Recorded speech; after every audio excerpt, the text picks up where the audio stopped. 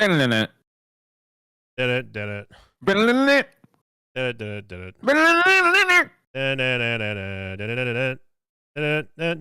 Did it. Hey, It worked out all right, I think. we finally that was good. That was about as good as I think we're gonna get it. We got the synergy down. Yeah, it's perfect now. We've got the Sinvicturgy down. No, we can't really. We don't have a good couple name. We're gonna have to work on that. Bear Victa. I like Bear Victa. Yeah, that's not bad. Okay, yeah, I'll take that. Welcome everyone to Week 11 Quick Snap. Obviously, Packers getting trounced at home by the Titans in a game that really didn't even feel that close because Rodgers played horrible. And Mr. Bear Taffy, shout out to B Taff Supreme, getting the 1v4 on the Pick'ems, buddy. Good job. Well, before we get into that, I do want to hear what influenced your Packers choice the most, because as you just mentioned, yeah, you and the rest of the show picked the Packers. Well, the Discord actually were not. Well, I was not alone technically because the Discord actually picked the Titans as well. Right. Well, along with Curtis, our assistant coach for the day. Yeah. Congrats to you and Curtis and the Discord. I was talking mainly just about the hosts, but I mean, I was leaning towards the Packers already just because of the home bias, but I felt like with their win last week, I thought that the Packers on a short week would be on. They're not on the road; they're at home. They've only got 4 days to plan, and then they're back at it again.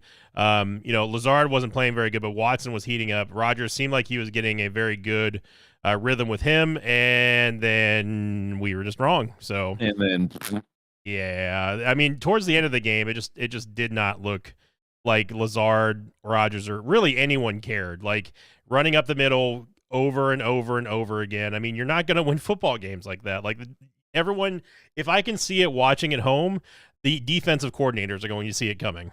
Like it's kind of wild to me that Aaron Jones only had 12 carries. I know Dylan had 6 too, but like it really did feel like they were running it a ton. It felt like we were seeing a lot of run pass out there, although I guess Rodgers did end up throwing it 40 times as well. Yeah. Like that was a lot of desperation too at the end there. Rodgers probably tallied up a lot of incompletions at that point.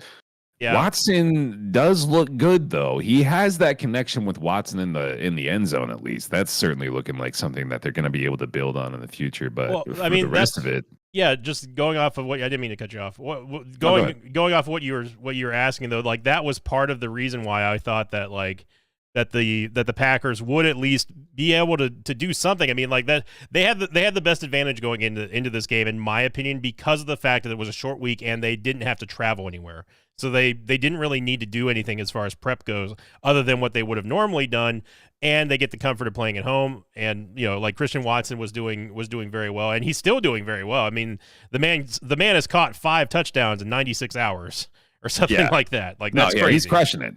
Yeah, but Allen Lazard looked horrible in this game. This is not a fantastic pass defense as far as I'm aware, right? In fact, I'm pretty sure they're among the worst.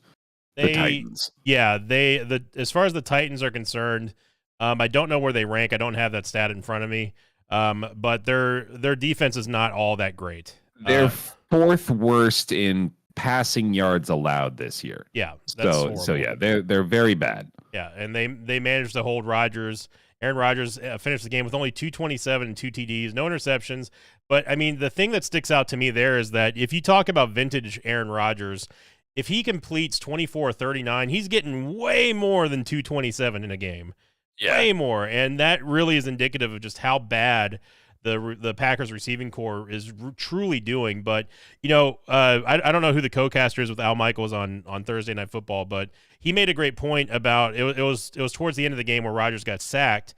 And he was like, look, if you look at the receivers right now, none of them are working with him and trying to get open. Oh, dude, perfect example of that at the end of the game. Yeah, when you saw that no one was running with him when he was trying to find, like, he made like 5 or 6 extra seconds out of that play, and he still got sacked because nobody was helping him. Yeah, like imagine if that was Tom.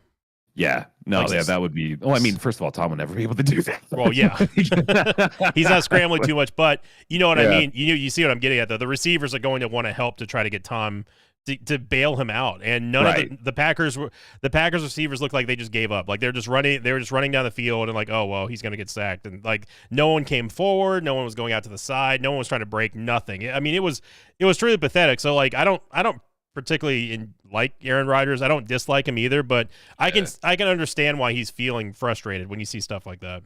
I'll speak a lot more to the Titans side of it now because I did feel fairly confident about this pick, honestly. Like from what I saw of the Packers, even during that Cowboys game, I think it's more indicative of the Cowboys situation than it is the Packers because there was just like there's a little bit of some weird NFC North magic going on that the Vikings must just be, they have enough of it that it's starting to trickle down to the rest of the division. But the Packers do like have at least a pulse, but they are, after this game especially, they are really not looking like they've got enough to put it together by the end of the season. Like this team needs so much work. And they lost so many parts. Like we keep talking about it, but they pointed it out with a graphic there too. It's like not only like players but personnel. Like this is a massive void that they've been trying to fill very quickly and they're not doing it yet. So it's just going to take a lot longer than this. Yeah, the Packers they are done for the season. Like if coach was fired up about his last week's win, he's like, "Oh boy, the Packers are back." No, I do agree that they did have momentum, which is the reason why I picked them. But after this, they are done. They are done, Dizzle, done. Ship it, move on. They need a lot of help in the coaching staff, and they've got to get Aaron Rodgers help if he comes back. At this point, I don't even know. But those of you who are listening here, welcome out to the live quick snap, joined by BTAF Supreme. I am Sinvicta, obviously. Coach Krender is currently streaming Blood Bowl, and then we don't know where Rob or Apollo are.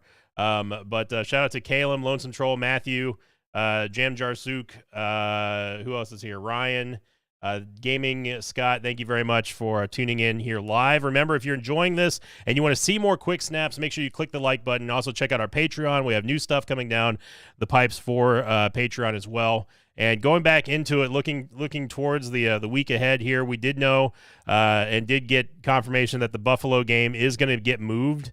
It got moved to Detroit. So because of the snowstorm, so that's very interesting. I doubt it's going to matter that much, obviously. It is still Detroit, yeah. Yeah. Browns Bills get moves to Detroit. They're used to playing in snow, so I don't think it's going to affect them that much. And I'm still confident about that lock. Yeah, I wouldn't be like I'm sure a change of venue is going to matter for these guys. Yeah. Yep. So and also the Eagles did sign Ndamukong Suh, Bears' favorite player of all time. Oh boy, yeah. So they definitely needed some help after that beating that they took. Ruining a whole lot of dreams and stuff last week. But I think that this week is going to be very important for a lot of teams. There's lots of must-win games. It's unfortunate that the Bucs have a bye week because I would have loved to see how they handle this. I mean, the Rams have got to win, even though I picked the Saints to win. Like they've got to win that one if they even want to have a chance to stay alive in anything at this point. The Packers the going NFC 4-7. Yeah, the NFC's is wide open, man. Like we really even thought the Packers had a chance coming into this game, and we obviously think that chance has diminished quite a bit now. Oh yeah, they're done now. Yeah, I do want to talk a bit about the Titans, though, instead of saying I was going to talk about the Titans and then talking more about the Packers, because well, first of all, Ryan Tannehill threw a bad pick in the second half of this game. That much is obvious. But before that, he was looking pretty good. 22-27, 333, and 2 touchdowns on the game. That's a great stat line, man. You can't really look at that and be disappointed one bit.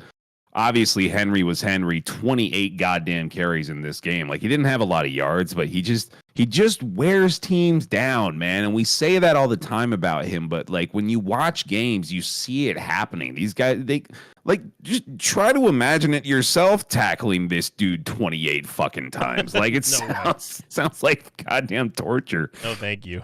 He got 45 yards through the air as well. Had that one big catch in the first half. So yeah, he was doing work through for a touchdown as well. Yeah, like he was first man since Walter Payton to do all of that. So when you're in the conversation with Walter Payton, you're doing something right. So yeah, he was having a killer game as expected. Yeah, Treylon Burks had a great game as well. Treylon Burks, absolutely 7 for 111 receiving, did pretty fantastic. Helped out Tannehill quite a bit. That was represents like a third of his completions for the day. So yeah, he was looking his way quite a bit. How many? I swear he had like 11 targets for the day too. He was really loving Burks today. He was 7 for 8.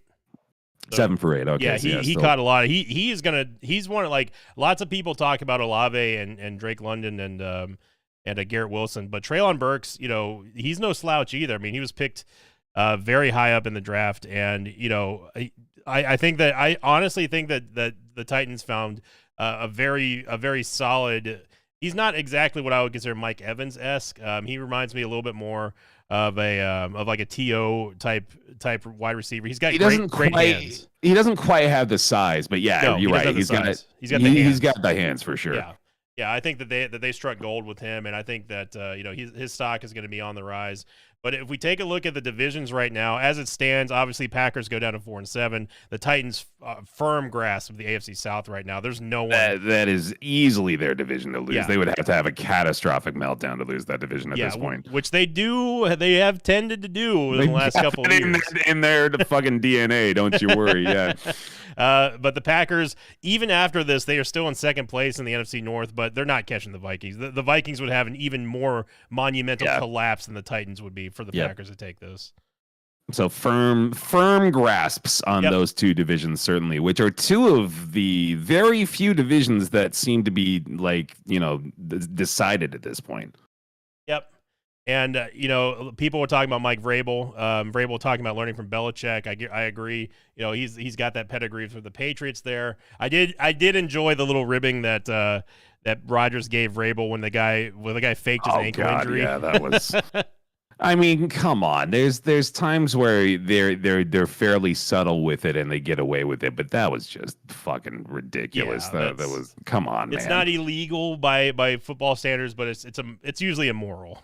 That's a strong come on, man. There is what that is. Yeah, and that was exactly the face that Aaron Rodgers. That's what Aaron Rodgers' face said for sure. Yeah, you could read it. So and Hippo Nora pointing out that Curtis is 1-0. So is Bear and Discord. So, good job everyone around on that. And again, if you're watching this live, everyone, make sure you click the like button. We really appreciate it. The canonical episode of the podcast came out right on time 4 hours ago. So good job, Kendor. Right on time as usual. Crushing it. Yeah. But again, thank you all very much for all the support on the quick snaps.